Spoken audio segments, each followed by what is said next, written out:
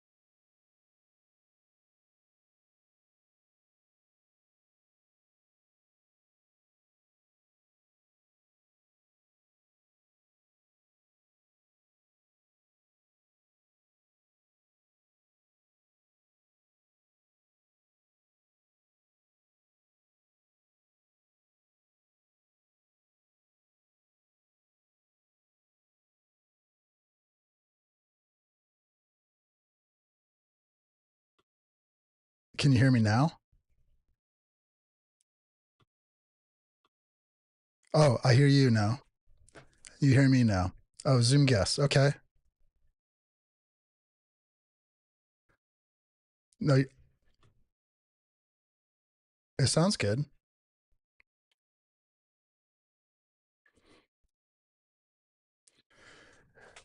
Actually, you could probably try putting your earbuds on again if you want.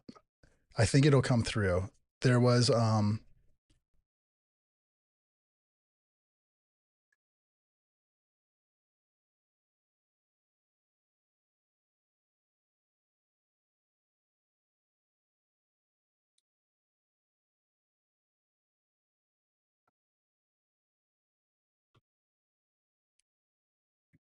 yeah. Can you hear me? Cool.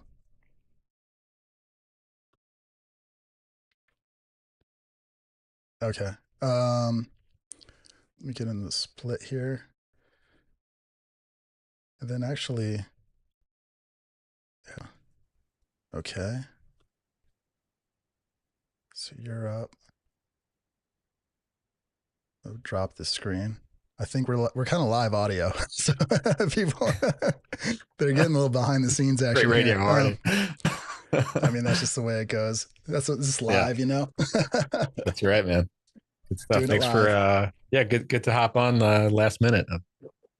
It Yeah, sort of just occurred to me this week, like I'm just like in this mode of like thinking about 2025 as always right now, and I do have like so many things going on and so many projects, but it helps to get them out of our heads, and why not do totally. it on a podcast on the internet, right? Yeah, exactly. Why not do it live for everyone Exactly. to like poke fun at you and like as you're trying to like figure out those ideas that are just coming out of your head. Yeah, I mean, Mm-hmm. to be honest, yeah, I've been. It's kind of funny. Like, I'm so glad that you asked me to like. I mean, we've been talking back and forth about jumping on the mics again since our last episode, which is a I know, couple. and I feel like I you guess it was always like like DM, November or and something. you always like shoot a DM, and like I'm like super busy, and I'm like, yeah, let's maybe do it next week, and then we kind of push it off for like multiple weeks, and but yeah, it's good to just sort of just like hop on like spur of the moment, you know?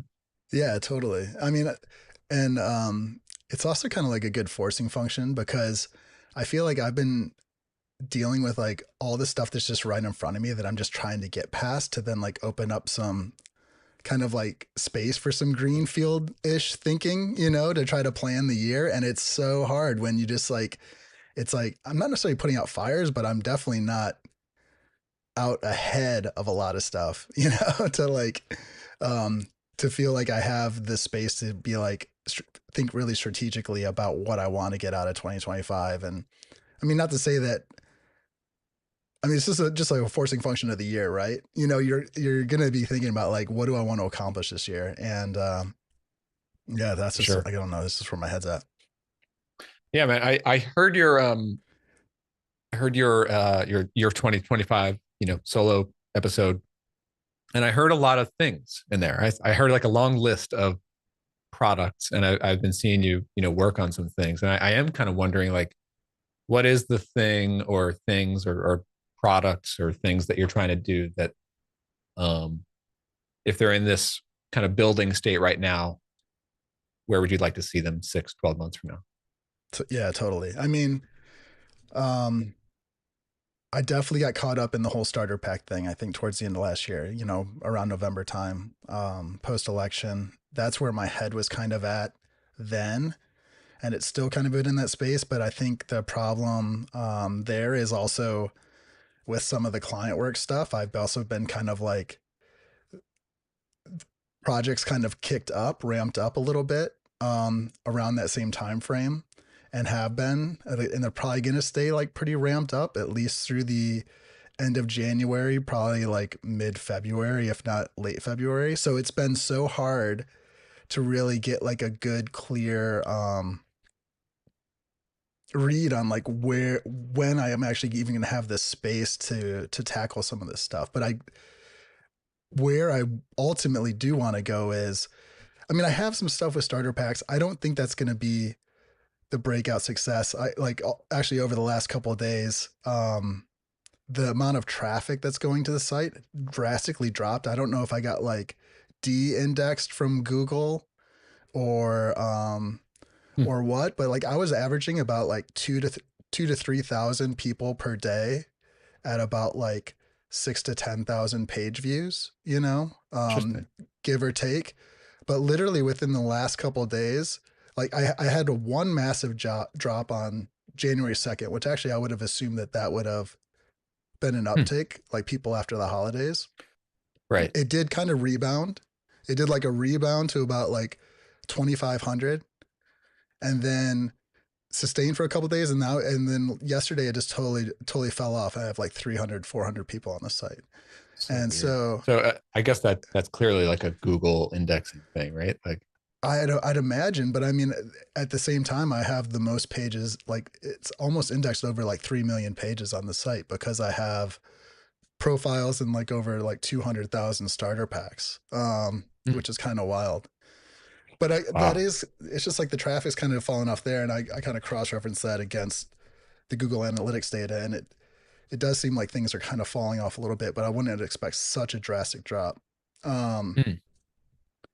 So with that said, I guess it's kind of changed my like urgency to get starter packs done because that was also kind of like it was kind of one of those like sparks.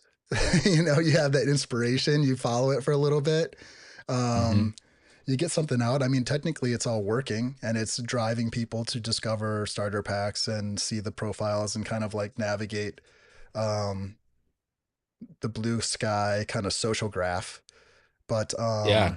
Did you have like a business model in mind for that, or like a product, like a pricing thing that customers would pay for, or have started paying for, or anything like that? the thing I was going to do was basically, and actually I have this basically done, but there's one nuance with the Blue Sky API where I can't get authenticated list results back so that when you like basically look at a starter pack that your following status for certain users is like inaccurate based off of what I get from Blue Sky. So I need to actually do like a pull down all the people you follow and then kind of pair that up with the results I get back from the starter pack so that way I can properly reflect whether you're actually following someone in the pack or not, Hmm. which is kind of a weird thing. I wonder if like because it seems to me because I am using Blue Sky more than anything else right now. I'm still on Twitter, but like it seems like the starter packs in general as a feature have started to fall off, at I would least agree in my too. radar. I They would were they agree were too. huge a few months ago when everyone made the migration over to Blue Sky, but I never see starter packs in my feed anymore for some reason. Yeah, I would totally agree. I think the thing I was going to unlock and basically have for free is the ability to just follow directly from the site. So that way I'm not losing traffic and I can kind of engage people a little bit more to stick around on starter packs. Hmm. The paid features is going to be being able to both see the packs that you're in and expose those packs on your profile. So like not only the packs that you created, but just yet another kind of this is me. Other people have, included me in these packs. This is kind of what I'm into. It's almost I kind of look at it as like a vetting of sorts, like if you're added to like a Laravel pack from someone else, that's a little bit more substantial. And it's also just another discovery opportunity. Yeah, it's tough to make it work with like one of these like social media tools or a tool Yeah. built on top of a social platform. You know? Yeah, and I guess again at the time when I started it, I felt like I had a little bit of like headroom to work on some Yeah, stuff, you and have then all some that some traffic. and some client stuff changes. But then I have also the encouragement of the traffic, so I'm burning late nights, and then kind of Hmm. like trying to stay ahead of it. So I wouldn't say I mean I think I had ideas of how to monetize it, and I was basically going to try to get that out. I think also if I was to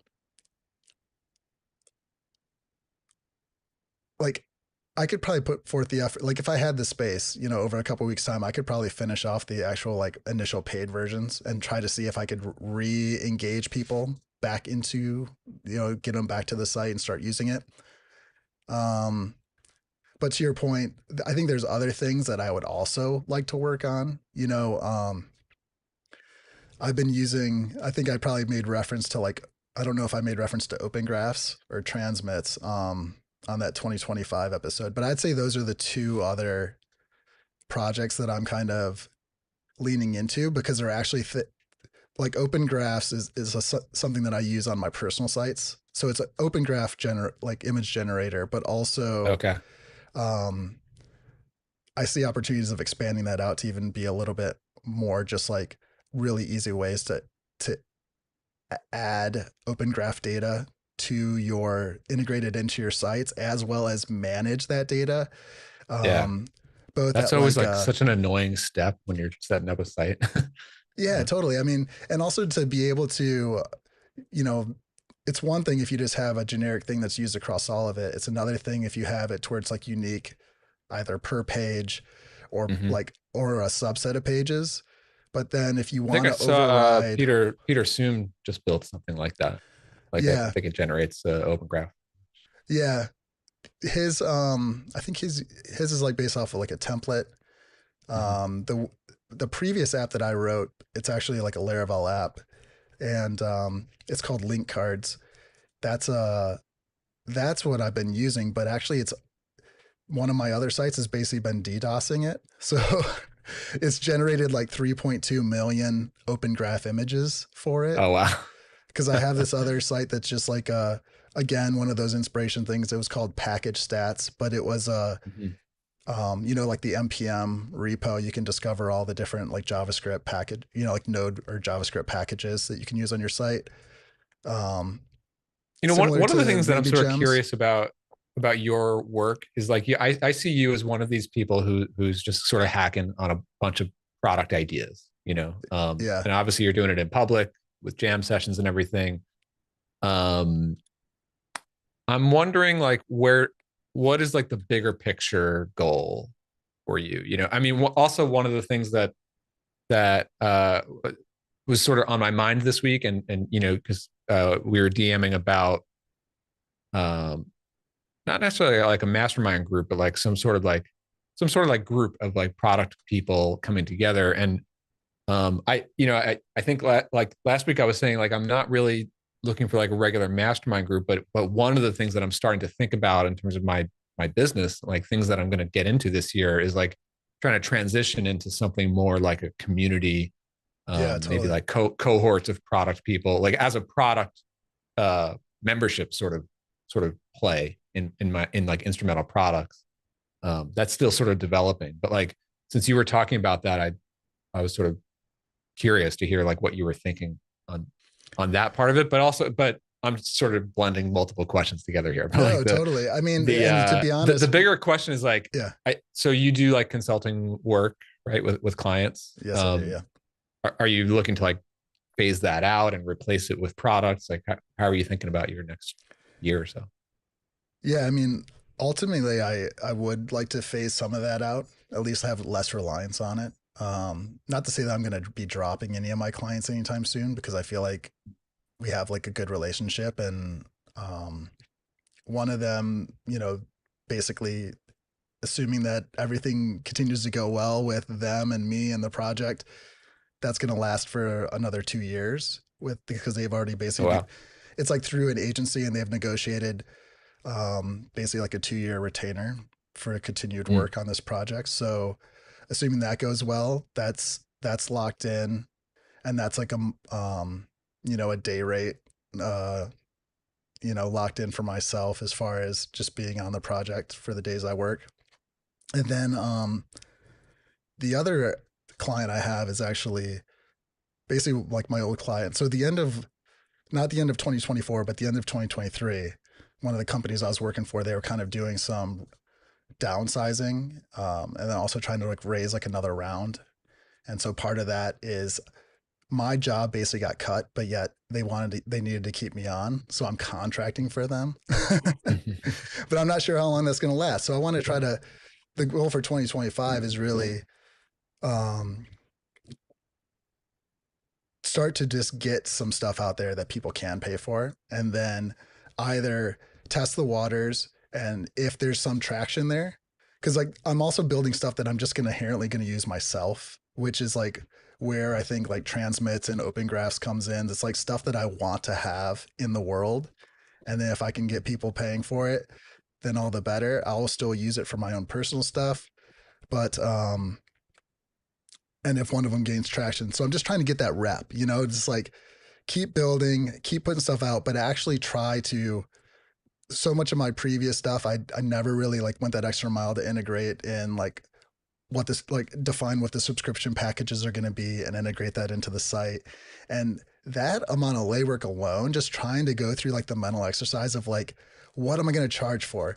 Where am I going to break it up from like tier one to tier two? Or is it going to be, is it going to be like consumption based or any of those other factors as you're trying to figure out like what makes sense can easily Yeah. derail you from, like getting I over tend to think that that mile. those kind of things, like deciding how to price it, or yeah, like breaking up the tiers and stuff, like usually I that seems like more of like an easy decision to me, and Oh, really? also the type of decision that I can You easily can always change up change. That's anytime. true. You Yeah, yeah, know, yeah. I mean, and like Clarity Flow and like all my other products, like that stuff changes all the time. Like we're always running different experiments.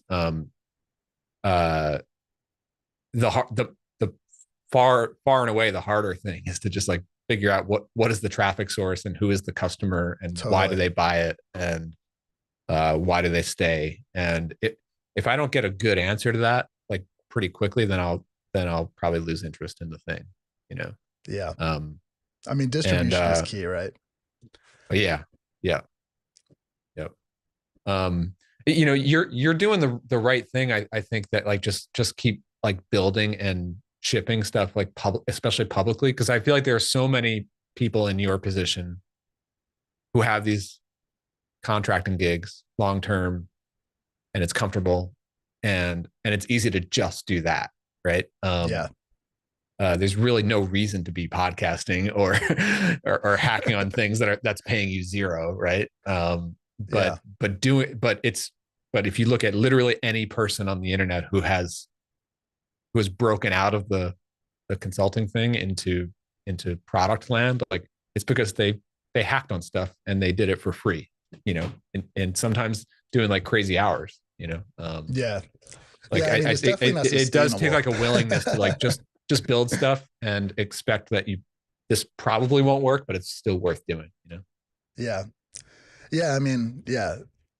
Yeah. To your point, I feel like I do need to get a little bit more clear. I probably also need to stop making excuses and get some stuff out there and start putting some prices on it. But yeah, it's just one of those things. So yeah, this is definitely Mhm. the personal show, these jam sessions. I think it's just good just to also talk to people because like even just having this conversation is kind of motivating me to like rip off the band-aid on some of this stuff and just put some stuff Yeah. out there. One of the things that I noticed, this is a pattern with myself, especially this time of year, like every year around the turn of the year, whether it's like December, January. Um, I keep a business journal. I've been doing it for like, I don't know, 13, 15 years, something like that. And that's where I just jot down like ideas, or mostly more like decisions. Like, Mm-hmm. let me get it out of my head and write down what I'm thinking, what I think that the plan for this or that is going to be, and why am I deciding this way or that way, to try to like logically make sense out of it. And and around this time of year, I'm throwing entries in there like every single day for Yeah. like multiple days at a time. And it's like what I think on Monday is definitely the plan. This is I'm on board, and then like by Tuesday, it's like everything has changed, new plan, Yeah. and Yeah. then like Wednesday, it's like okay, I think that was starting to get there, but now there's this aspect of it that I'm reconsidering, you know. And then I just noticed that like I writing it out helps, but talking it out really helps, and frankly, even doing it publicly helps even more because it does help to sharpen like making the case for why Yeah. why are you choosing to do one thing or another. Yeah. I mean, you really have to. Actually, I had Mubs and I. If you're familiar with Mubs, Yeah. yeah. So we did a jam sessions last week, And to your point, I think talking it out and also trying to explain it to someone else and hear yourself, like the words that you choose and how you kind of position it, and maybe where you back off versus leaning in to some of your commitments, it really tells something about like where you are internally with it. And at the same time, by trying to make the case to someone else, it's almost kind of like not really making a sale, but you're like, you are trying to sell the person on your idea and internally justify why you're even pursuing it, you know? So Yeah. there is a certain salesmanship to it. And Yeah. I feel like it's I like think it's interesting. that's Yeah. the first, validating a new idea, validating a product or a business or whatever. Like it starts with yourself. Like you have to convince yourself that like maybe other people don't quite see this yet, but like I see something here. So what is it? Like I, I don't think it's never really worked for me to like go do something because somebody else thinks it's an opportunity. But if I'm not convinced of it, then it's not going to work. You know. Yeah, totally. I mean, Um, how about yourself with like instrumental products and Clarity Flow? I mean, it's yeah, the thing that 2025. What's the what's the plan? What are you thinking? instrumental products is the big focus for me this year. And that business is hard to put a timeline on it. It's probably about a year in, maybe a little less than a year into existence. And most of that first year has been basically services revenue, like building MVP apps for clients.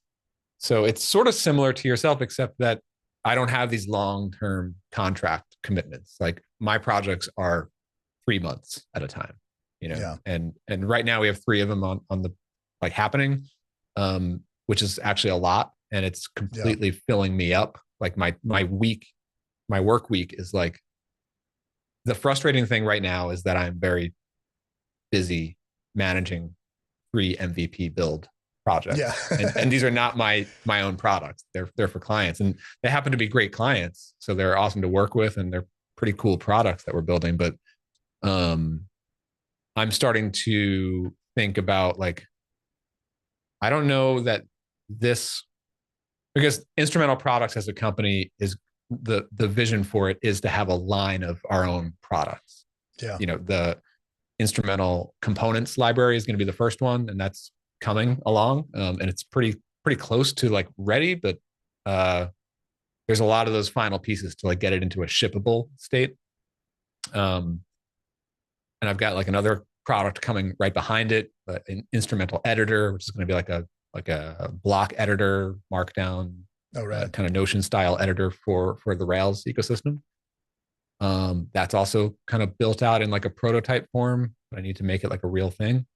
Um, and so things like that, that's like the long game is those products. The short game is because this is a self-funded, bootstrapped business, and the way that we're self-funding is through these building apps for clients thing. Hmm.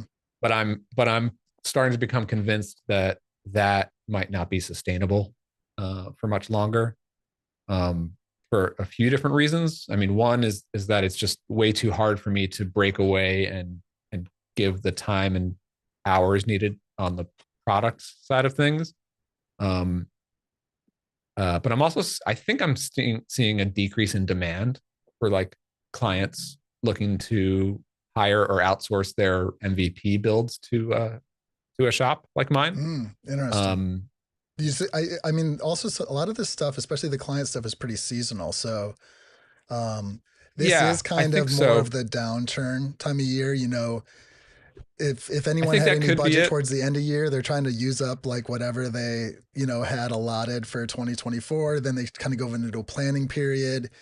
I bet things will start to like rebound come like late February, March, and then you'll be hitting the ground running. But it is That seasonal could for be sure. true. I do have a couple new things that are starting to line up for February, but the like I'm not dealing with large organizations. I'm dealing with small startups, sometimes just solo founders. Like they're Yeah. coming to me because they have an idea and they have the funds and the willingness to like work with me on it. And I have a team working with me. But the um, my thought right now is probably to continue to work with the couple of clients that I have pretty good relationships with, if they want to continue and iterate on their products and stuff. Mm-hmm. And I've got a team in place to do that pretty efficiently. Um, but I am starting to think about like what's the alternative to having like more of a short term, more sustainable, predictable revenue that can self fund the development of other products. And that's where like this like cohort membership coaching sort of concept is starting to form. Mm-hmm. Um,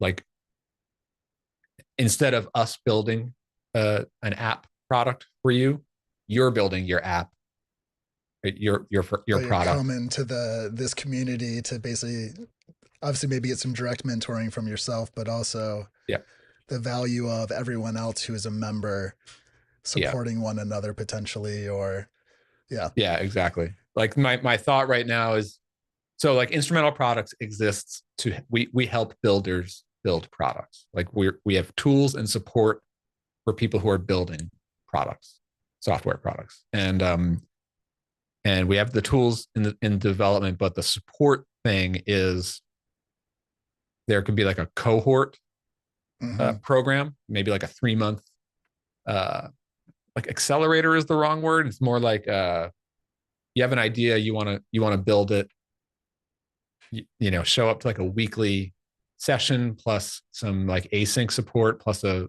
small group like 5 to 10 people together in a Yeah, cohort and yeah, yeah, myself. yeah. Mm-hmm. um and I'm gonna help to teach you how to use the tools and AI and maybe like a primer on building with Rails in conjunction with AI.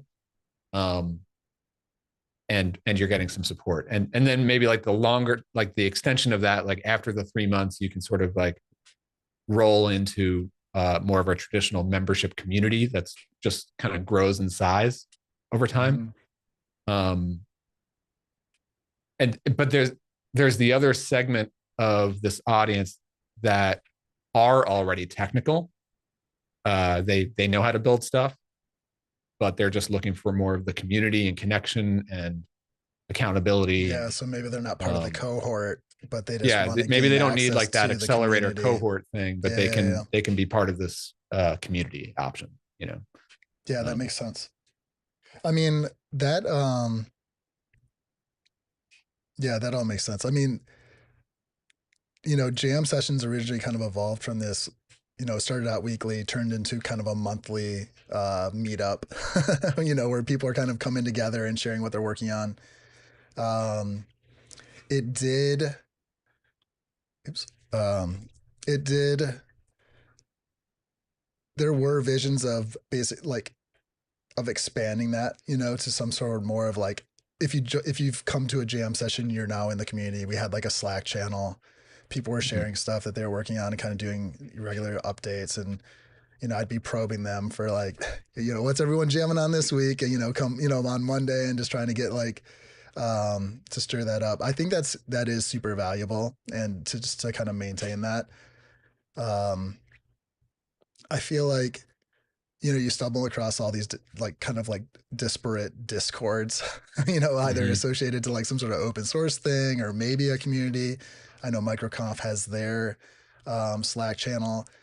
The Yeah, um, the level of there's a lot engagement of them. there is a little bit kind of like touch and go. Yeah, Um, there's a few that are like really high engagement, and because they've been around a while. I mean, microconf, like there's a strong part of that community, and same thing with like the DC, and I'm in a couple of oh yeah. others, but Well, um Justin Jackson has is Mega Maker still going Mega strong, Maker, I I assume. think I'm actually not sure if he still does that. I was in it at some point. Maybe I still am. Like I can't even keep track of all the Slack Yeah, rooms I'm in. totally. Um, but I also think that like the smaller it is, the more valuable it is. Um, Mm-hmm. I know that there are some that like literally have a hard cap, like the number of members that there can like ever be in this thing. Um, there's some sort of value to that. Yeah, I So mean, I'm not actually, really sure, but your tiny snow, what is it? yeah, Big Snow, Big Tiny snow, Comp. tiny I'm actually comp. going Yeah, to yeah, it yeah. in 2 weeks. It that's like 12 people in a house Yeah, essentially. it's so rad. I mean, basically, if you could have that and then have that group, you know, or Yeah, multiples of the of basically that group in like some sort of that is the thought. It chat is like, space, yeah, like if I could run multiple cohorts, maybe only like one at a time, but like over the year, start there's them, and then several they that, kind of grow like a delayed, they're delayed. If they run for 6 weeks, they're delayed 3 weeks or something. You kind of maybe have a little bit of overlap there, but it's only ever yeah, or like even like two scale onboarding it at a to time. like scale it to like beyond myself, like somebody else runs a cohort. Yeah. And yeah, and I also sort of like the idea of like the people who join the cohort who are a little bit more learning how to build stuff. They do the cohort, they're hacking on their first or second idea, and then they drop into the larger community, and now they're sort of like mixing in with Mm-hmm. more seasoned developers, and members of the community can help each other out. And maybe these people from the cohort, maybe they're stronger on marketing and business and stuff, and they can help the builders, and maybe even like incentivizing that somehow. Like if you help someone out, Oh, I don't totally. know, you get some coins that you can redeem for Yeah, you get something some like, karma points, or just it just feels good. yeah, yeah, or like literally like you get like you can get like discount on your membership fee if you help X people out or something like that. Hmm. um but yeah, that's because I'm just starting to think like if the consulting projects were to either reduce or go away, what can like fill that space in terms of Yeah. my time, and also like the revenue source to drive the business. And that's what I'm starting to think about. But it's like moving the ship, like like Oh, yeah. it's a big shift in sort of direction. Yeah, and to your point, it's like whatever you have planned for the Rails component library, and then this editor, those all have lead times on them too. So like, yeah, you might get some quick wins by having clients use some of the stuff, or kind of almost fund the development of a piece here, a piece there, or even just maybe like sharpen the use of some of this stuff. But it's not gonna. Well, that's happening now. I Yeah, mean, yeah, yeah. I realize that's happening now, but I'm saying it's not gonna. Those aren't necessarily gonna fund the entire development of like what you potentially need, unless you're gonna keep it scoped. I know, I don't know whether the. um, yeah, I mean the components library stuff is like theoretically it's like really a month or two away from being launchable, but it's hard for me to find the time to get all those final pieces in place, like the Yeah, yeah, yeah. documentation and the marketing site and final testing and stuff. But I'm actively using the components on all of the projects that we're doing, and it really is speeding things up. Um, yeah, like part of the open question for me is like my actual audience, which is not very large, but like the people that I actually am connected to tend to be more uh like they are builders, they are technical. Mm-hmm. So I don't know that they're necessarily the target customer for like a paid cohort thing. Um, I'd have to sort of reach out and find more beginner level or people who are just not as technical, but they're looking to build. I think there's some of Mm-hmm. those people in my audience, but I might need to go outside of that to like, I don't know, whether it's like running ads to some sort of funnel or I guess it all I'm really starting to do depends more on. on YouTube, and I'm tracking some random Yeah, new people that way, I guess. But yeah, the engagement on there. It really depends on probably where you end up pricing this. I know there was, I think it was back in, I think it was it 2018 or maybe 2019. Y Combinator, um, they kind of messed up essentially. They sent out an email to almost everyone who had applied for this one cohort, like a startup school, I think they called it, and they were only supposed to let a certain number of people in, but they botched it, and they sent out a reply to everyone who had applied to be part of this startup school. And so as a way to recover from that, they basically said anyone who wasn't originally supposed to attend startup school, you're not going to necessarily get the direct mentorship for like from the people who are, you know, mentoring the actual people in the startup school, but you will get access to the videos that those people, Mm, like recordings with the people that are kind of like adding those things, um, yeah. and you'll also be put into basically like mini mastermind groups. So I was paired up with, I think it was like maybe like 6 to 8 people. Um, and we would check in on a weekly basis. And even though everyone was doing something slightly different, there was a certain forcing function that you knew that you were going to have to show up with some new stuff to talk about, or you're going to have to be that person who's like, I didn't do Yeah. I anything did this nothing this week. week. Yeah. And it was the same thing. It's basically the same kind of forcing function that jam sessions had if you were like a repeat attendee. And Yeah. even then, even if you're not necessarily getting like full on technical support, the camaraderie and the just basically baked in um like commitment, you Hmm. know, to like a forcing Yeah. function to get you to do something was actually worth it. And I bet people, depending on where their situation is and where it was priced, would actually even just pay for that. um Yeah, man. I think I like another idea, and this gets into like how I'm thinking about what a funnel would look like for this is like monthly workshops, right? But not not really sure. This is very raw and figuring it out. But like the idea would be like members can or anyone can attend these workshops or maybe purchase a very low priced ticket to a live like this sort of like a live stream. mhm. Um, but like I don't know, 4 or 5 people on the workshop, maybe like the first 5 to get their tickets, have the opportunity to present their current Oh yeah, project that'd be cool. for like 10, like give us like a 10 minute like sort of like a pitch, but and maybe like I'll ask a couple questions, but like you get like 10 minutes or 15 minutes Yeah. um to present it to the whole workshop and maybe like other viewers uh and like I could help with like asking questions or like vetting the idea. Same with the other attendees. And that can be a way that can make these things like more interactive and maybe like add more value for people who are building totally new products that are in development. Maybe Hmm. get a little bit more exposure for Yeah, I think them. from a distribution exposure standpoint, that'd be really cool. And especially if you could build it into kind of like a almost like a culty kind of, you know, thing where some people are just there to watch, you know, maybe they're working on their thing, but they just like to see it's like kind of like a product hunt live, you know, where Yeah. um, people are just getting exposed to new things. They're seeing how people are pitching it. Um, Hmm.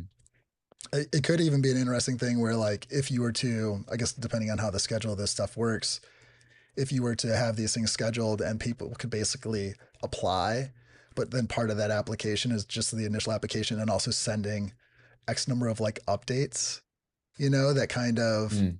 could be used to just fuel the community. Like whoever has like the most points or likes or who knows whatever, like almost gets like voted on. So you're kind of incentivized to not Exactly. only Yeah. Like engage on the stream, but like even pre-stream, you know, kind of like yeah. win the vote of the crowd to get to, you know, to get to show off what you're working on. That'd be kind of cool. Yeah. I mean, that is sort of what I was thinking. I was thinking about this like coin system or some sort of like reward system Yeah. where like every new member of the community gets, I don't know, 10 coins or 5 coins, right? And if you help someone out in any way, like if I help you out, if you help me out, like figure out a technical bug and help me do something or gave me some pretty good feedback, I can give you any of my coins. Like I like as like a thank you. And the more of these goodwill coins that you build up, you can redeem them for things like a discount on your membership fee, or you can redeem it for like a Getting a slot on priority the live spot to like show. present your Yeah. yeah like you could present or maybe it's like a hard, like you can't promote your own product in the community unless you have like a bunch Mm, of these rewards, and then you like earn that ability. mm-hmm. Um, you know, uh, Like you can only reply. You yeah, can't do like a main thread post or something. yeah. I Um, mean, I don't know how like how much like social engineering I would want to do in this sort of thing, yeah, and even like just the idea of like running a community is not necessarily my thing. I've never really, I'm in a bunch, but I'm not I'm not a big community like active yeah, person. So I don't know, like that might be a challenge for me. But the small group teaching and coaching, I've done that before with other business stuff. So that could be sort of interesting. But I don't know. yeah. It's So like a the big idea is change to try to from what fast I'm doing track right now. that to then at least have that running in parallel with the client stuff, and in case the client stuff falls out. Yeah, because like, um, the tricky thing with client stuff, and actually this was going to be a question I was asked. So far, the clients that you've worked with, how many are repeat versus like net new? 50-50 Um, or? right now, there's 3 active projects. Before this, there were probably 4 or 5, like probably in total since like last year up till now, there's been about like a total of 7 or 8 projects. Mm-hmm. Um, one of the 3 that are active right now is actually the second project with the same client. Like he came back, the first product just sort of didn't launch for whatever reason, but he came back to do another one. The other 2 are new, but the one that's lined up for February is a return client who just has continued, like it's the same product that we built, Yeah, just but continuing development, yeah, evolving it. continuing development on. That's how I think it's probably going to go for the next couple of months. Is like because there a couple of those previous projects have like sort of communicated to me that like, yeah, some point soon I do have a list of things we want to come back to. Mm-hmm. Um, and that like I could see this shift happen that way. Like we ship these 3 projects, which should ship sometime in February, and then after that, it's 1 or 2 continued retainers or sprints with some of these return clients for like repeat cycles to get Yeah, some new follow up features work. out, or because Yeah, these are like totally new like V1 products, and they're getting into the hands of like very first customers, which means like you're going you to get get all these new feature feedback requests. and Yeah, yeah, feature requests and everything. Yeah, I mean, and yeah, those are actually if you get into that cycle where essentially these are not net new clients and net new projects, because the thing that always used to eat up the or still eats up the most of my time, like from like a contracting standpoint, is like if I have to go through and spec out a proposal and do any sort of like estimates and do like a deep discovery on what you're doing and all this other stuff. And if that may or may not even get like land me totally, the gig, it's just a lot of wasted effort, especially if you already have 2 or 3 projects that are currently in the go. And if totally. you're I if you're did run doing into a lot of proposals for that. like four, if you're doing 4 proposals and doing 3 projects, you're hosed, like Yeah, I did run into a lot of that last fall. I spent a lot of time just doing proposals. And I mean, luckily, like about half of those like came through as projects, but a couple of them did not. And I spent multiple weeks on the proposals. Um, just going back and doing like version 2, version 3, and all this stuff. yeah, And so like cutting scope, I guess like, expanding scope, who knows, like, and then trying to figure yeah, all that and stuff and out. It's then just, and then I started to play around with like, all right, so I'm going to offer like a paid discovery. If you want to do like a 2-week discovery scoping process, we can make that paid to sort of make it worth it. mm-hmm. But now I'm thinking more like new projects should just come into like a monthly retainer. Yeah, Here's the monthly price, and we'll figure out what we're building with you, along with you in collaboration, like sort of as we go, instead of scoping out like, okay, in this 3-month time span, we are going to ship this long list of features. Um, it's much easier for us, and I think, but easier for the client to digest if it's like, all right, here's the big picture of generally what we want to build. Here's the monthly price. Um, I expect that we should ship something more or less in the shape of what you want to do in 3 months. I'm not going to get super specific about it, but Mm-hmm. once we get into the project and we have the active retainer going, then we can break it into like 2 week sprints. Like, okay, we're gonna start with these pieces and sort of just roll from there, you know. Yeah. And then by the end of 3 months or so, like it'll be sort of easy for the client to see, like, okay, we've got the product to this point. It's it's shippable now, or looks like we just need this one or two like essential features, and then we're good to ship. You know. Yeah. I mean, both sides are basically trying to de-risk the engagement, right? It's like Mhm. they're trying to make sure that they're not committing to too much up front and then landing with someone who's like not able to deliver on what they want to have. And at the same time, you don't want to really put yourself out there and take the risk or put in the effort to basically try to win something that ends up being a waste of time. I mean, I could easily see having it to where maybe there's like a kind of like a newlywed period where it's actually maybe billed out at like an hourly rate for the first like week or two, just to basically say like, is everyone comfortable with this situation? Are we delivering on what we kind of agreed Yeah, upon? All right, everyone's being compensated. This is great. Now, at the end of this 2 week period, like this is when either weekly or monthly retainers kick in, and we go from there. But at least that way, they can at least see like if they have any red flags or they're realizing that. Because I mean, another thing that you can run into with a client is they might think they know what they want, but when you start really asking the questions and digging into like what they need, they don't really have like the answers that they can provide you. So you could easily burn a couple weeks just hashing out what those are to get some more yeah, totally. clarity. And it's still valuable to them, but you know, I don't know. I mean, It's we're such a able to tricky thing. build stuff pretty quickly, and if it's like a pretty straightforward, Rails app, like I'm able to like look at it and be like, okay, we can do that in a month or 3 months or Totally. something like that.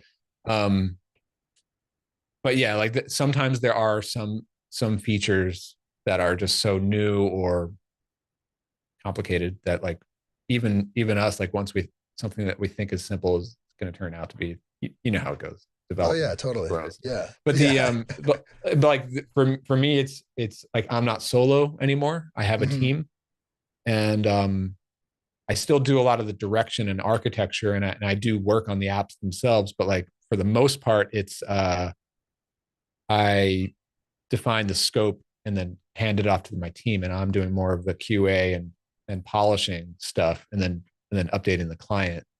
Um, that's even that is like so time consuming, and maybe even more time consuming than me just building. It probably is. Like I could probably build it faster myself, but that's how I can free up more hours to work on the products or Yeah. my products. Yeah. I Um, mean, it's definitely a balancing act. How many? I think the last time we talked, you're maybe onboarding two engineers, right, to work on just the as um, of right now, I've had three. So just on the instrumental product stuff, I have instrumental product one stuff. full Yeah. time on Clarity Flow, and then three on instrumental products, Mm. um, plus myself. I think that's going to start to reduce as we get into February, probably down to one or two of them are going to. Uh, I I have a good relationship with this Indian agency. I've been working with them for years, and they Mm-hmm. have a really large staffing firm that brings people on. But like when they bring a person onto my team, like I work with them for years. It's not like this week Yeah. it's this person and that week it's someone else. It's like once they come on my team, it's uh it's like they're on my team even though they're through this agency. That's cool. That's been working out pretty well. And it's nice that they can actually flex.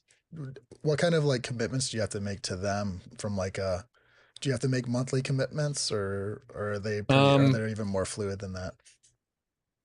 they're fluid, but like I mean, they definitely need a lead time, and I try to do my best to give them as much lead. Like if I think I'm going to need an increase, I like in or a totally new person, then I'm going to probably try to give them at least a month to like Yeah. advance notice. Sometimes they need to actually like train and onboard a new person to fill that need.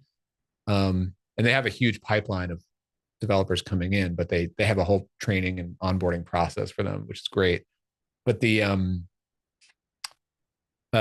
one of the harder things right now, again, like why I think that this client stuff might not be so sustainable is that like as clients sort of like come and go, um, I hate to go to them and say like I need to like suddenly reduce this person or two.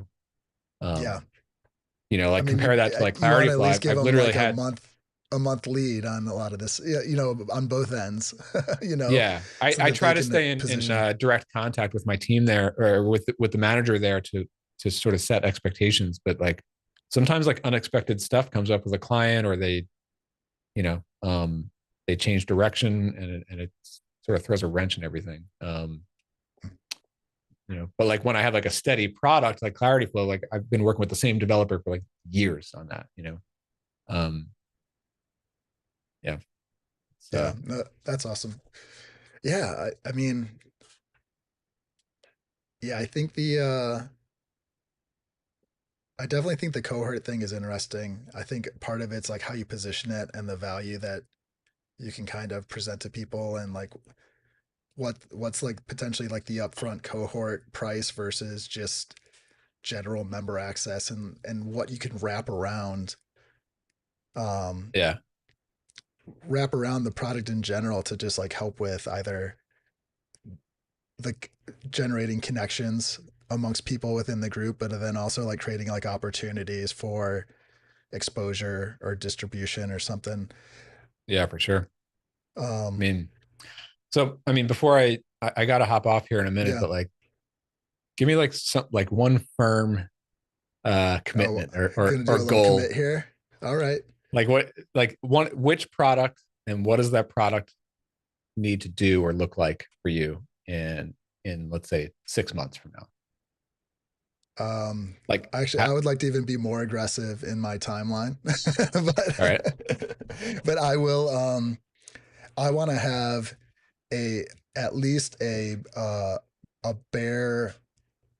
bare minimum refactored version of link cards, which will now be Open Graphs, which is the Open Graph image generator thing, Mhm. up and running like by March, um, at the very least, at the latest. I already have spikes on how I plan on rewriting it. Like, basically the thing I was running into with link cards is I had everything running on one box, and I'm doing, um, I'm using like Chrome, headless Chrome to do live captures of the of the image, and then like throw it off to a CDN and all this other stuff. Um, I already basically starter packs was like the first app that I've written in this new structure that I plan on using, where essentially the API is decoupled from like the client, which is also like has other services that are running around it. So I'm using Neon for the Postgres hosting. So that's also not on a server eating up space and can scale and do fun stuff. I'm using Nest.js to do all of the APIs.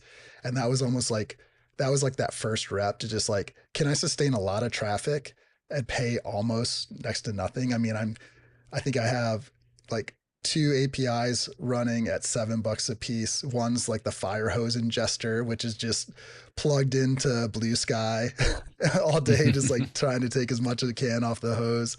And then the database, which actually is like, it's kind of cool. It can actually support, um, like if you make like a GitHub branch, it can actually fork and branch the database to be just for that branch, and so you can do active development against the database and then merge in those changes, which I haven't got the chance to really do yet on starter packs. But like those are kind of like the developer experience stuff that I want to have with every project that I work on, because I feel like I've also like with the client work that I do, even just like having complex setups that you can easily feature branch and do like database migrations on and then flow those back into production can be tricky. So yeah, so that's a little That background sounds also like a on lot of like, building. I want to hear more selling. oh yeah, that's true. That's true. Yeah. I mean, You're right. I mean, I guess I'll see how Peter does. I assume as far as his social I thing. think he, Eh, I don't know. I think he probably put it out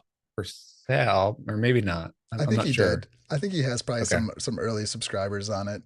Yeah. Um, Mine's a slightly different approach as far as, I mean, I do think I will offer templates, but I think there is something to be said about being able to utilize like the styles and the fonts and everything else that Hmm. you already have in the app that you're Yeah. already working on, and then having a very clean way to route those to this like kind of dynamic generator, and also be able to do quick updates and changes to those That as could be your really app good for like evolves. e-commerce sites with like a lot of Yeah. product pages and stuff. Yeah. Or even just like blogs, like Yeah. Hmm. it's annoying enough sometimes to figure out like you might have an image, but you really want that to be maybe like layered on with a title and everything else. And if you're making those things ad hoc, I don't know. It's just, I'd rather have a system that you can kind of throw it into. Um, Yeah. I'm all about trying to figure out flywheels. But so Tell yeah, me I mean, about it. I'd love to Story of my have, life. yeah, I'd like to have that up with a paid option, and you know, and obviously I'll be documenting the development of that. So hopefully that will also lead to some things, and there will be some open source stuff around that to basically Awesome. gauge like engagement is from like the developer community. Super But interesting. yeah, Um, but how all about right. So if yourself? this is what is Oh, this sorry. jam session? Do you have like a number on these Yeah, this episodes? is the fourth one right now. Okay, this is four. So by March, you'll probably be up to like jam session six or seven, eight. Who knows? We'll see. Yeah. One of my also like commitments for this new year is like I had this episode talking about like reflect, project, uh, connect, and correct. So this is a connection. I see it. I'm trying to do more connection this year, just to kind of, I want to go to more conferences. I want to talk to more people. Mm, Um, I think working nice. from home and not really being in like having those kind of like random social interactions is like taking a Yeah, little the bit of a toll on me. conference thing is definitely worth it. I recommend microcomp to everyone. That's a really Yeah. good one. I have to skip it this year. I was gonna try to. I missed it last year. I've been going for like 10 years, and I missed it last year. I have a snowboarding trip to Whistler. For some reason, they changed. It's usually in April microcomp, and Mm-hmm. he moved it to March this year randomly. Um, so it's that week, so I can't make it again. But Oh, bummer. I might try to get out to Europe, or the other new one for me this year maybe is going to RailsConf or Rails World. I was confused those. Nice. Um, I've actually never really been to like a technical like developer conference, and I feel like it's I've been building with Rails enough years. I should go to one of these Rails conferences.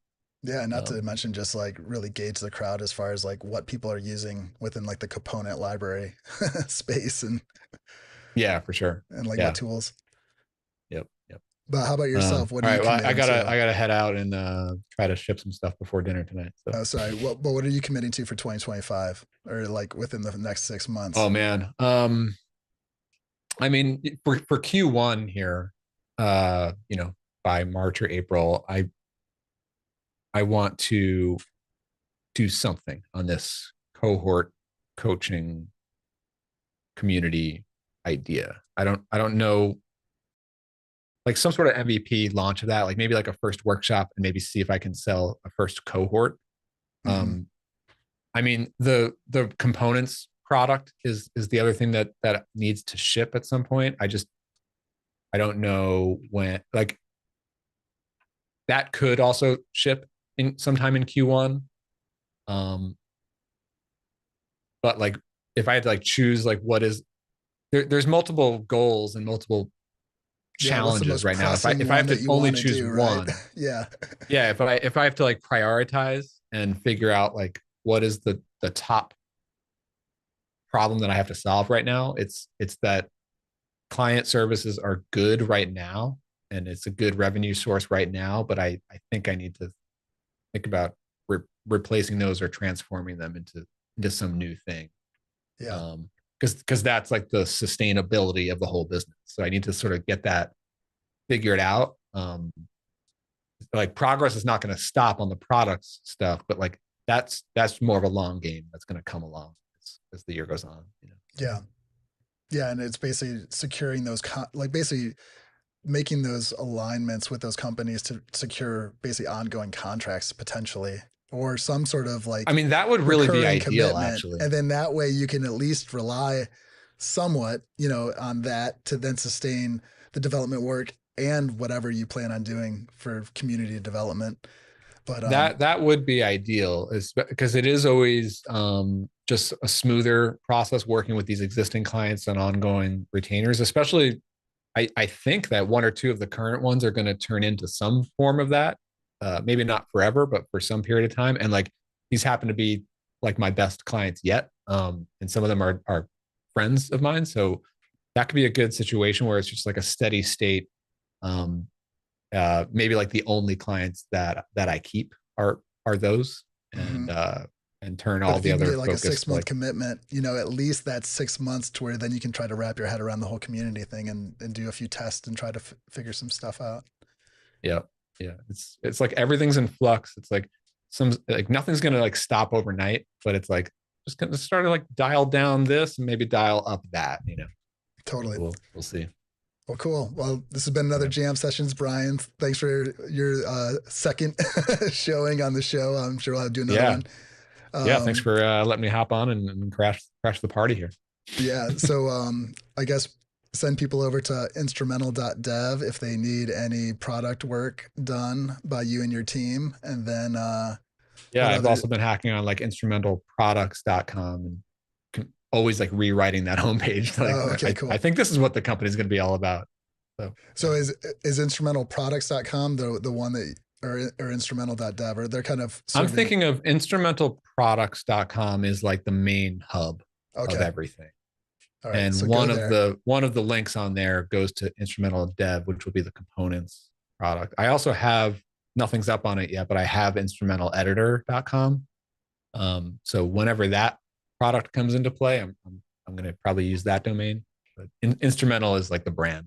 Okay. It's all right. Instrumentalproducts.com. Go there. Yeah, Hire Brian. Let him make some rad rail stuff for you, and then also fund his products. It's a twofer. You get we'll good see. goodwill and product out of it. Or Awesome, man. It's been great talking, and have a great one. all right, later, Ryan. Yep. All right, later.